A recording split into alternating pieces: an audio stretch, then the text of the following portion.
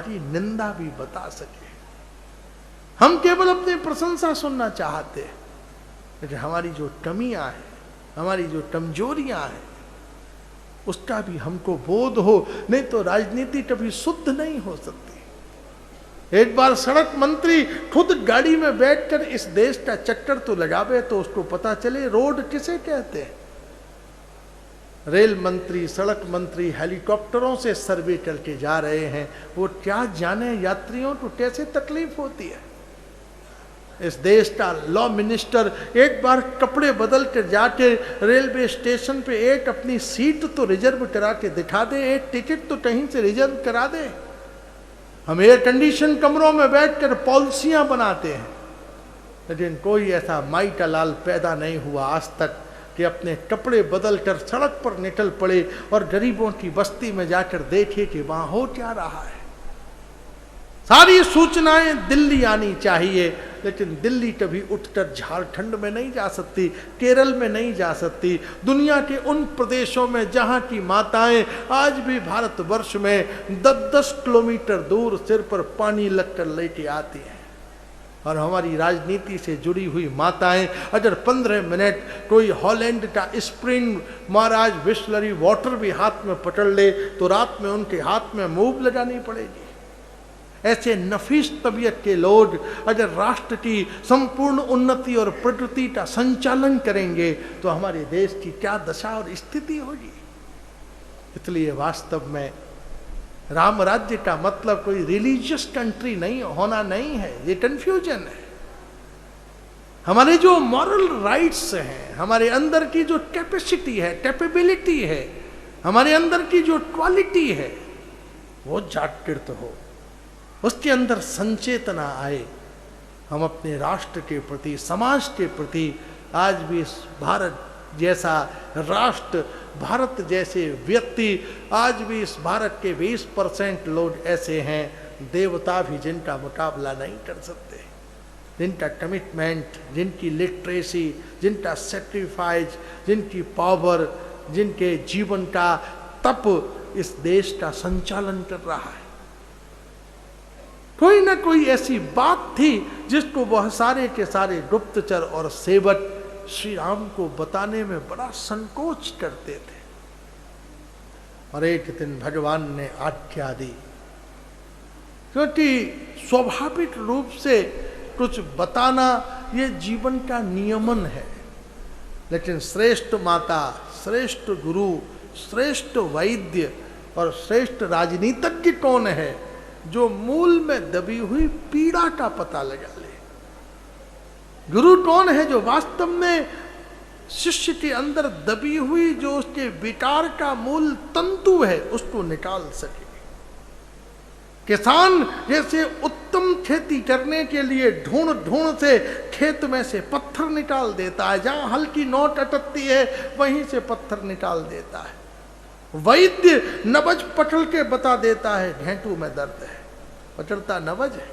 ऐसे ऐसे वैद्य दी थे, अब नबज पकड़ के बता देते थे, मूली खा के आए हो, बैगन खा के आए हो, टमाटर खा के आए हो, नाम तक बता देते थे।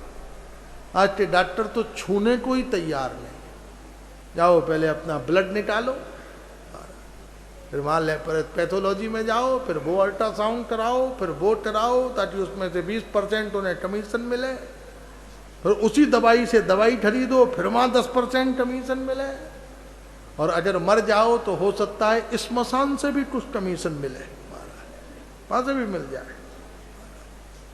जब तक दवाई ले वो कमीशन देगा, जब तक टेस्ट कराए वो कमीशन देगा, मर गए तो वहाँ से भी कुछ ना कुछ मिलेगा।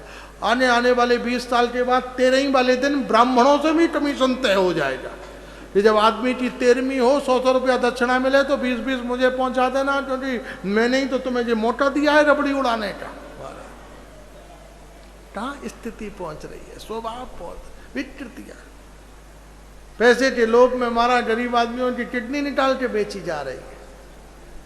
सीधा सीधा सा रोग है, लेकिन कोई भी उसे समझने को तैयार नहीं। इसलिए माता, छोटा सा बच्चा रोता है, कोई कहता है सिर में दर्द, कोई कहता है पैर में दर्द, कोई कहता है पता है, छोटा सा बच्चा बता भी नहीं सकता, लेकिन उसको गोदी में लेने वाली माँ समझती है कि ये क्यों रो रहा है। नहीं तो सब मैया यही कहती हैं भूटा हो जा भूटा। अरे भाई दिन भर भूटा ही होता है क्या बच्चा? क्या कभी पेट में दर्द नहीं होता, सिर में दर्द नहीं होता? जब बच्चा रोया कभी सांस डोराते हैं दूध पिवाना। अरे भैया दूध क्या ड्रामा पहलवान है क्या 20 लीटर दूध पिवा दूं? सुबह दूध, दोपहर दूध, शाम दूध, रात दूध। तो कभी कभी कोई दूसरा बात भी तो होती है, पेट में दर्द होता है, कोई और तकलीफें बच्चों को हो जाती हैं, लेकिन कौन समझता है? मैया समझती है।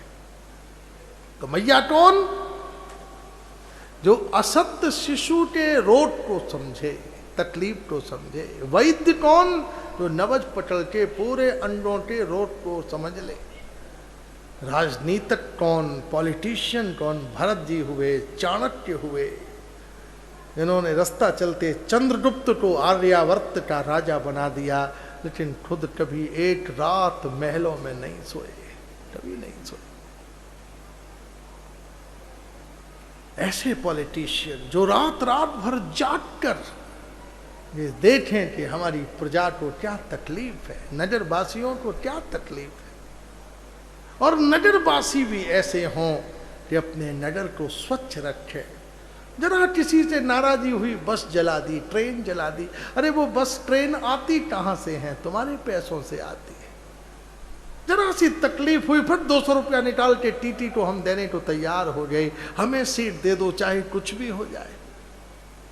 इसलिए वास्तव में अधिकारी जितने भ्रष्ट हैं, जनता भी वैसी भ्रष्ट होती चली जा रही है। इसलिए हम सब मिलकर ये निर्णय कर ले कि हम वास्तव में अर्थ देकर कोई काम नहीं कराएंगे। हो सकता है हमें थोड़े दिनों तकलीफ उठानी पड़े, लेकिन फिर भी हमारी आने वाली जनरेशन बहुत आराम का समाज और जीवन पा सकती है। इसलिए हम स्वच्छ होकर, शांत होकर, पवित्र होकर, निर्मल होकर अपने जीवन को जिए। यही तप है कलयुग में। और क्या तप है जीवन में? यही तपस्या है। हिमालय पे जाके थोड़ी ना तपस्या हो जाएगी।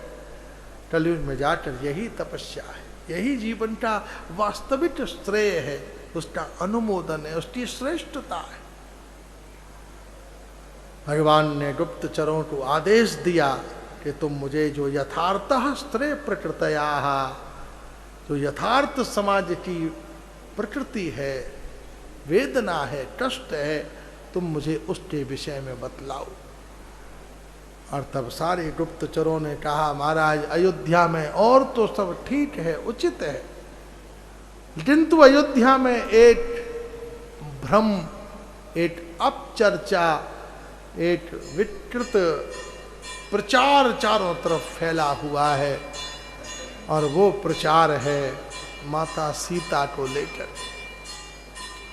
सब लोग आपस में डिबेट कर रहे हैं, विवाद कर रहे हैं, परस्पर की चर्चाएं कर रहे हैं कि राम राजा बने वो ठीक है, लेकिन जो 11 महीने तक लंका में रही हों, क्या ऐसी सीता जी को इस छोट वंश की साम्राज्ञी बनाया जा सकता है?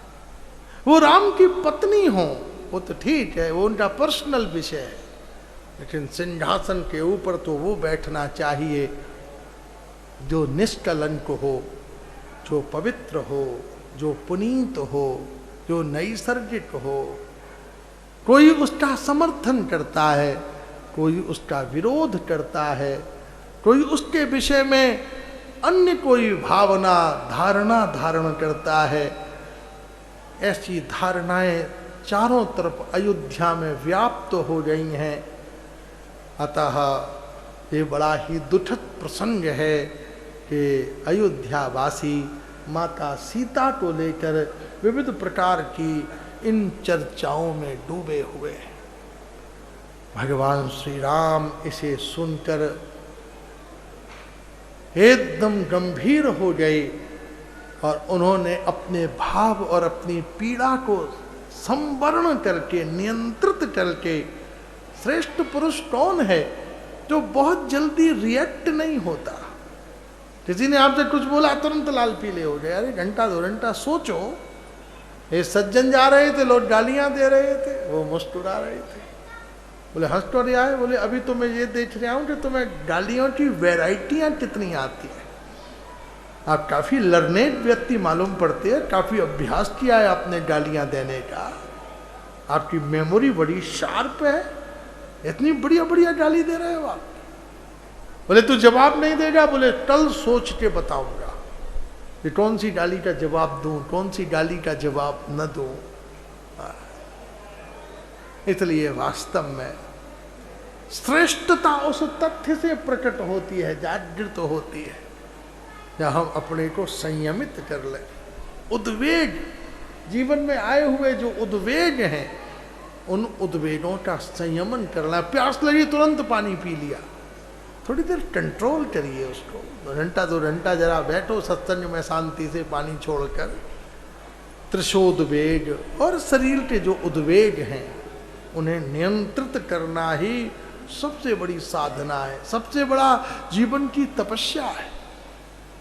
सारे गुप्तचरों से सूचना सुनकर भगवान श्री राम ने सबसे कहा कि आप अपने स्वाभाविक स्वरूप में जाएं और अपने अपने विषयों में, अपने अपने क्षेत्रों में सूचनाओं का संग्रह करें। और वो सभी वहाँ से चले गए। लक्ष्मण श्री राम के समीप ही रहते थे, सदैव उनकी सेवा में। भगवान ने लक्ष्मण की ओर देखा और उनसे कहा कि हे सौमित्र, तुम मेरी एक आज्ञा का पालन करो कि इसी समय जाओ और सीता जी को रथ पर बिठाकर महर्षि वाल्मीकि जी के आश्रम में छोड़ आओ। इस समय सीता जी गर्भवती हैं। सीता जी का जो तेज है, जो कांति है, जो स्नेह है, वो बड़ा ही अच्छुन्न है, निरापद है। चरित्रवान स्त्री जब गर्भवती होती है तो उसका तेज, उसकी सौम्यता, उसका आनंद, उसका व्यक्तित्व, उसका ज्ञान, उसके जीवन का चिंतन उसके चारों ओर परिलक्षित हो जाता है। जो समुद्र शास्त्र के लक्षण ग्रंथों के ज्ञाता हैं वो उस बात को समझते हैं, जानते हैं। इसलिए वास्तव में जब वह हमारी कुलवधू गर्भवती हो, उस समय प्रकृति उसके ऊपर स्नेह करती है, पृथ्वी उसके ऊपर गर्व करती है, देवता उसे आशीष देते हैं। हमारे पूर्व पुरुष पितृलोक में बैठे हुए हमारे वंशज प्रसन्न होते हैं कि मेरी वंश की लता और आगे बढ़ी। देवी और देवता उस पर प्रसन्न हो जाते हैं। ऐसे समय में उसके पति को, उसके पारिवारिक जनों को, उसके सास ससुर को चाहिए कि बहुत स्नेह के साथ, बहुत आदर के साथ उसके एक एक कदम पर फूल बिछा दें, उसको हर प्रकार से प्रसन्न रखें, हर प्रकार से उसका आदर करें। वो उस समय साक्षात भगवान का स्वरूप है। अपने पेट में 9 महीने तक एक मनुष्य को धारण करके वो इस संसार को एक उत्तम मानव देने वाली है। वह वास्तव में नारायण का अंश है और उस समय उसके ऊपर अपने प्यार के वो उस समय सबसे बड़ी है, किसी से छोटी नहीं। गर्भवती माता से वृद्ध माताओं को एक शास्त्र में इंकित है, चरण भी नहीं छुपाने चाहिए। उस समय वो उसका आदर करें, स्नेह करें, उसके प्रति बहुत सावधान रहें, उसे चिंता न हो, उसे शोक न हो, उसे किसी प्रकार से क्रोध न आए। अगर वो क्रोधी हुई तो उसका बच्चा क्रोधी पैदा होगा। उसे असुरक्षा की भावना न हो, उसके प्रति कठोर न बोलें, वो बहुत प्रसन्न हो। वीर पुरुषों का चरित्र सुने, भागवत पढ़े, रामायण पढ़े, महापुरुषों की चर्चा हो, बहुत पवित्र भगवत प्रसादी आहार हो, भगवत प्रसादी उसकी चर्चा हो, ऐसा परिवेश वातावरण में बने। और इस समय सीता जी गर्भवती हैं, ये सूचना केवल भगवान श्री राम को आत्माराम श्रेष्ठ प्रकृतया रघुवर रघुपुंजवा, क्योंकि भगवान तो स्वयं आत्माराम है, विश्व चिंतक हैं, सर्व आत्मदृक हैं, सबकी आत्मा के यथार्थ को जानने वाले हैं। इसलिए भगवान को ये बोध था और उन्होंने लक्ष्मण को ये आज्ञा दी कि जाओ तुम सीता जी को महर्षि वाल्मीकि के आश्रम में छोड़ कर आओ। सौमित्र धर्म प्रकृतया। सौमित्र कौन है? साक्षात धर्म की प्रकृति है। लक्ष्मण श्री राम की हर बात इसलिए नहीं मानते कि वह उनके बड़े भाई हैं, इसलिए भी नहीं मानते कि वो राजा हैं, इसलिए भी नहीं मानते कि वो उनके छोटे भाई हैं। वो इसलिए मानते हैं क्योंकि राम की आज्ञा में ही धर्म निवास करता है, राम की आज्ञा में नीति निवास करती है, शास्त्र निवास करते हैं। भगवान जो बोल देते हैं वो शास्त्र के सिद्धांत होते हैं। प्रत्ययः अनुकरणम वाणी ही। लक्ष्मण इस विश्वास के साथ श्री राम की वाणी आज्ञा का अनुकरण करते हैं क्योंकि उन्हें ये पूर्ण विश्वास है कि राम सब कर सकते हैं, किसी पर अन्याय नहीं कर सकते। एक मिलिट्री का कमांडेंट अपने सोल्जर को आज्ञा देता है कि शत्रु के ऊपर टूट पड़ो, तो वह क्या अपने सोल्जर से प्यार नहीं करता? लेकिन इस समय जब राष्ट्र धर्म सामने आ जाए तो उसका बलिदान कर देकर अपने राष्ट्र की रक्षा कर देना, जैसे उसकी नियति है, उसकी प्रकृति है, वो आंसू बहाते हुए भी आज्ञा करके उसे राष्ट्र के ऊपर बलिदान कर देता है। कोई छोटा मोटा प्रेमी होता, कोई अन्य साधारण व्यक्ति होता तो इस कृत्य को कभी न करता। सीता जी जिनकी प्रेयसी हैं, सीता जी जिनकी आत्मा है, सीता जी जिनके जीवन का आनंद है, सीता जी के वियोग में किष्किंधा के पर्वतों पर जिन्होंने अपने आंसुओं से वहां की शिलाओं का सिंचन कर दिया है। हे लक्ष्मण, जब सीता मुझे भोजन कराती थी तो उसकी मर्यादा और सौम्यता ऐसी होती थी कि मुझे लगता था कि कौशल्या अम्बा, सुमित्रा अम्बा, कैकैया अम्बा मेरे सामने बैठ गई हों। जब सीता धैर्यपूर्वक मुझे कुछ समझाती थी, उपदेश देती थी, तो मुझे लगता था कि मेरे गुरुदेव वशिष्ठ मेरे सामने आ गए हो। जब सीता मेरे साथ आमोद प्रमोद करती थी तो लगता था दुनिया के सारे मित्र मेरे साथ एकत्रित हो गए हों। जब मैं धूप में होता था और वो अपने अंचल से सूर्य और मेरे बीच में आवरण डाल देती थी तो मुझे लगता था कि वसंत और हेमंत और प्रापित और शिशिर सारी ऋतु मेरी पत्नी के आंचल में ही आ सिमटी हो। इसलिए केवल श्री राम ने अपने प्रेयसी सीता जी का त्याग नहीं किया, अपने संपूर्ण जीवन के आनंद का, सुख का, अपने जीवन के संपूर्ण सत्व और व्यक्तित्व का लोक मंडल की वेदी के ऊपर लोक स्थापना के लिए भगवान श्री राम ने स्फूर्तितम मर्यादयम श्रेष्ठ, स्फूर्जित होकर एक नवीन चेतनाशील मर्यादा की स्थापना के लिए सीता जी को भेजा। कहाँ भेजा? महर्षि वाल्मीकि के आश्रम की ओर। क्योंकि देखिए, जब पत्नी गर्भवती हो उसे कहते हैं गर्भाधान संस्कार।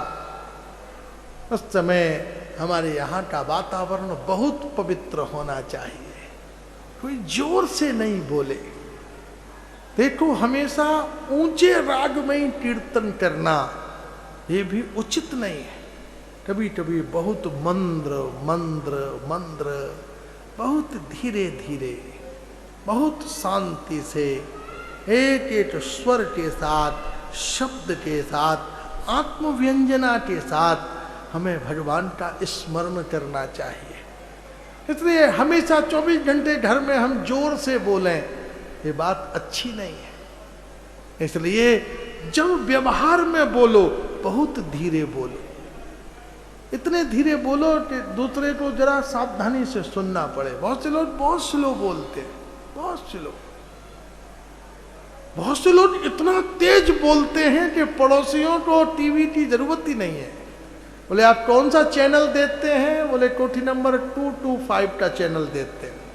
हमें अपने घर का टीवी चलाने की जरूरत ही नहीं पड़ती है, सास और बहू वहीं दिखाई दे जाते हैं, हमें वहीं पर सारी चीजें पता चल जाती है। भोजन पे तो लड़ाई, चाय पर तो लड़ाई, ऑफिस जाते समय तो लड़ाई, बच्चे स्कूल जा रहे हैं तो लड़ाई, 24 घंटे चीखते रहते हैं। इसलिए बहुत साइलेंट, बहुत धीरे धीरे, बहुत स्लोली, आनंद के साथ, बहुत आराम के साथ। महाराज पत्नी ठंडी चाय भी ले आए, आप ठंडे रहो, चाय ठंडी है आप गर्म मत हो जाओ। चाय कैसी है? बोले बहुत अच्छी है, आज बिल्कुल चाय ऐसी है जैसे तुम्हारा स्वभाव है। काव्यात्मक, थोड़ा सा आर्टिस्टिक फैमिली का एटमॉस्फेयर बनाओ। बहुत अच्छा, हर बात को बहुत, पत्नी से बड़ा मित्र कौन हो सकता है दुनिया में? इस धरती पर सबसे बड़ा मित्र है तुम्हारी पत्नी।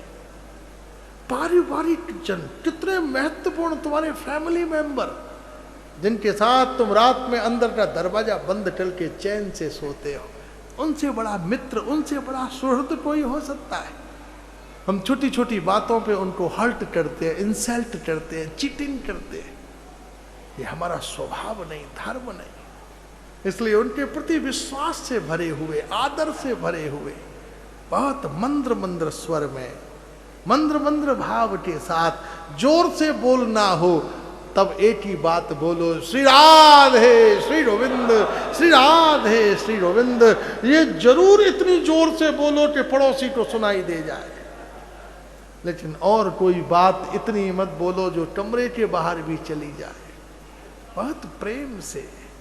और जब पत्नी गर्भवती हो उस समय घर में जब हो, सुगंध हो, म्यूजिक बजे, संकीर्तन हो, बब्बू जी को, चंद्रकला जी को बुलाओ, खूब कीर्तन हो, भजन हो, भागवत पढ़ो, महाराज ठाकुर जी का अर्चन करो, वंदन करो, अपने प्रति आनंद में रहो। और अगर घर का वातावरण हिंसक हो जा, गर्भवती पत्नी 24 घंटे क्रोधित होगी, महाराज आनंद में असंतुष्ट रहेगी,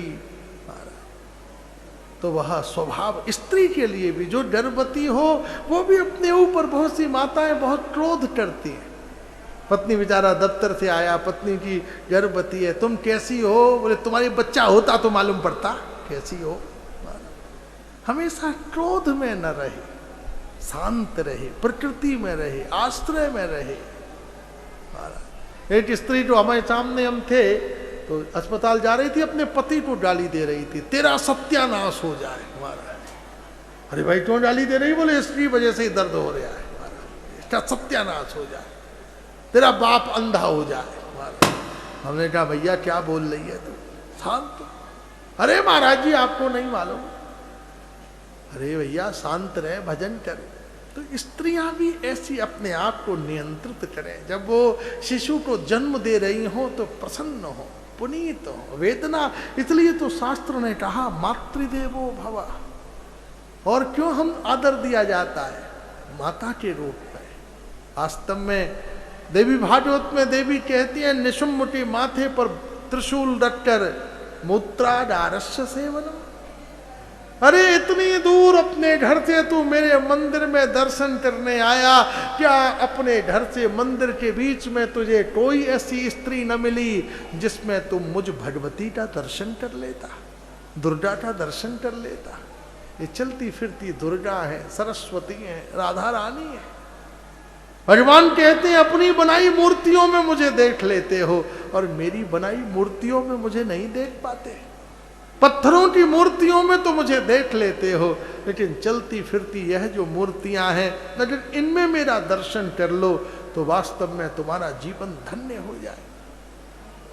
और भगवान श्री राम ने मन में ये विचार किया कि सीता जी के गर्भ से इस समय इच्छाकु वंश का वंशज है। आप जब भी संतान पैदा करो जरा विराट सोचो, केवल वंश चल जाए ये बात नहीं। हमारी पत्नी के गर्भ से कोई बाल गंगाधर तिलक हो जाए, कोई कालिदास हो जाए, कोई दंडनाद हो जाए, कोई बाणभट्ट हो जाए।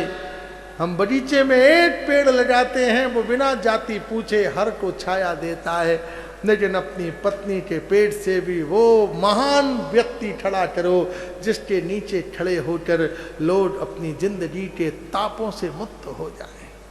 तुमने वो बच्चा पैदा कर दिया जो मदरा पी रहा है, जो स्मोकिंग कर रहा है, जो झूठ बोल रहा है, जो व्यभिचार दुराचार कर रहा है। इससे अच्छा तो बांझ रह जाती। 9 महीने भार उठाया और तेने अपने वीर को खर्च करके मृत्यु का आवाहन किया। इन दोनों का जीवन सफल हो जाता यदि हमारे गर्भ से कोई भगवत भक्त जन्म हो जाता, पुंडरीक विद्यानिधि हो जाते, सार्वभौम भट्टाचार्य हो जाते, हरिदास ठाकुर हो जाते, संजय मुकुंद हो जाते, मुरारी हो जाते, गदाधर हो जाते, तो हमारी माता का गर्भ सफल हो जाता। इसलिए ऐसा वातावरण बने जिससे उत्तम संतति पैदा हो सके।